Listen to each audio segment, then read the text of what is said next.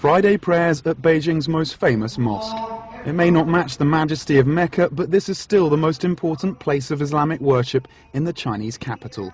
More than 12,000 Chinese Muslims made their way to Saudi Arabia to take part in this year's Hajj, the world's biggest pilgrimage. Many of the Beijing Muslims who couldn't make it to Mecca came here, or to the more than 50 other mosques scattered across the city. I'm inside Niujie Mosque. It's the oldest mosque in Beijing, and it's a focal point for the capital's Muslim community. Like other mosques across China, there are restrictions on this one. It has to be registered with the state, and the appointment of the imam has to be vetted by government officials. But despite those restrictions, people from across the capital flock here every week for Friday prayers. My family, my whole family, Muslim. So my father, my mother, grandfather, grandmother. And now in China, more and more Muslim. Lots of my friends, before they are not Muslim, but now they're Muslim. Chinese Muslims aren't technically allowed to attend the mosque before they're 18, though some parents clearly turn a blind eye to that law. The only Qurans allowed are those sanctioned by the state, and teaching the holy book in private is banned. Making the trip to Mecca is also controlled. Chinese Muslims have to join a tour if they want to take part in the pilgrimage. But Xia Zongping, a professor of Islamic studies at Peking University and a practicing Muslim himself, says life for China's Muslims is improving. He points to the growing number of mosques being built across the country. That includes women-only mosques and even female imams, rare in many parts of the Muslim world. There's also been a growth in the number of Islamic groups in the country. The Cultural Revolution was disastrous for all religions in China. Islam was badly affected during that time.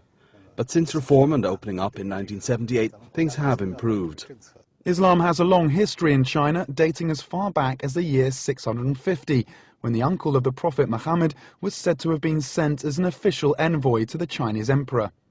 Islam's influence can still be seen in many towns and cities across China, and Professor Xia says the religion is now seeing a revival. In southeastern China, there has been a religious revival as the economy, society and education have developed. In the northwest of the country, people practice a more traditional form of Islam. The government says there are now 23 million Muslims in China. Professor Xia says that number is increasing, but adds that the government statistics are unreliable. In China, it's your ethnic group that defines whether or not you're a Muslim, so all members of the Hui minority are considered Muslim, even though some Hui are not Muslims and some Han are Muslims. The policy regarding Han Muslims should be adjusted. For example, whether or not someone can be buried in a Muslim cemetery depends on their ethnic identity. Under the current laws, it's unclear if a Han Muslim can be buried in a Muslim cemetery. Many places in the south of China, including Shanghai, have come across this problem. China's policy of restricting access to places of worship to those under the age of 18 has come under fire in the West. But Professor Xia says it's a law he supports. Children and teenagers haven't formed their view of the world and of life. If we force them to believe in a religion at a young age, they don't get the freedom to choose. I think it makes sense to allow them to grow up first and then give them the freedom to choose whichever religion they like. Of course, not everyone agrees with that. Ya Mohammed, an ethnic Uyghur and IT student at the Communication University of China, feels there's a lack of freedom. Things aren't so open here. The fact that we're only allowed to pray in the mosque from the age of 18 is an example of that.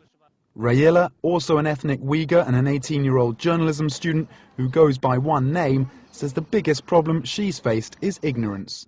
I've no time, no space to pray. If I do it in the dormitory, my roommates might think I'm strange. My classmates ask me questions like, why do you believe in religion? Rayela's experience is of course her own, but her struggle to keep true to her religion in a country gripped by change echoes that of many of China's young Muslim population. My grandparents are very devout Muslims, and they hope I can be the same, but I can't follow their wishes. I love them and I would like to obey them, but I am a student and I'm under a lot of pressure to study. I have to study science and sometimes science clash with religion.